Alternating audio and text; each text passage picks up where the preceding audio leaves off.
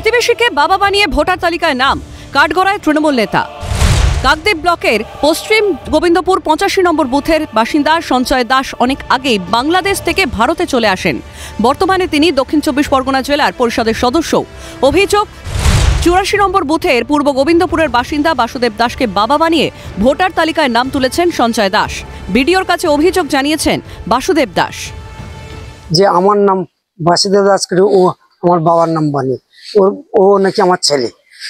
হ্যাঁ, আমার নাম বাসুদেব দাস, ওর বাপের নাম নাকি বাসুদেব দাস।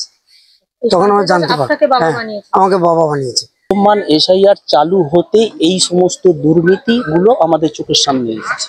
যদি এসআইআর না হতো উনি বাবা হয়েই থেকে যেতেন, কোনোদিন না এসে বলতো আমি ওনার ছেলে, আমার জায়গা সম্পত্তি ভাগ দিতে। সঠিকভাবে যদি পুনরুদ্ধার করা যায়, প্রায় 60 থেকে 70% মানুষ ভোটাধিকার থেকে নাম বাদ দিতে হয়। অভিযোগ অস্বীকার করেছেন তৃণমূল জেলা পরিষদের সদস্য সঞ্জয় দাস। তার বাবার নামও বাসুদেব দাস। তার বাবা বাংলাদেশেই মারা গেছেন। রেশন কার্ড এবং স্থায়ী বাসিন্দার শংসাপত্র দিয়ে ভোটার তালিকায় নাম তুলেছেন বলে দাবি সঞ্জয়। এটা বিরোধীদের চক্রান্ত বলে অভিযোগ তৃণমূলের। এই ধরনের অপপ্রচার বা রাজনৈতিক অভিসন্ধিমূলক আচরণ আমি মনে করি এটা একটা শুধুমাত্র একটা মান করা বা বদনাম করার একটা চক্রান্ত ছাড়া আর কিছুই নয়। এ ধরনের যে অভিযোগ করা হয়েছে এটা সম্পূর্ণ ভিত্তিহীন।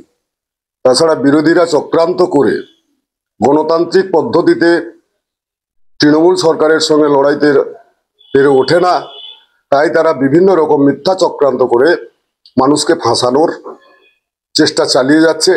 পাল্টা তৃণমূলকে তুলোধনা কাকদ্বীপ মণ্ডল 2 এর বিজেপি সভাপতি। সেটা বিডিও সাহেব দেখুন, আইনিভাবে তদন্ত করে দেখুক। আর এরকম ভিত্তিহীন এরকম অনেককে বাবা সাজিয়ে তৃণমূলরা ভোটার লিস্টে নাম তুলেছে। এই বিষয়টা দেখুক, নির্বাচন কমিশনেরও একটু নজর দিক। কিভাবে প্রতিবেশীকে বাবা বানিয়ে ভোটার তালিকায় নাম তুললেন বাংলাদেশি তথা তৃণমূল নেতা? প্রভাব খাটিয়েই কি ভোটার তালিকায় নাম তুলেছেন সঞ্জয়? দক্ষিণ 24 পরগনা থেকে সৈকত ঘোষের রিপোর্ট, ক্যালকাটা নিউজ।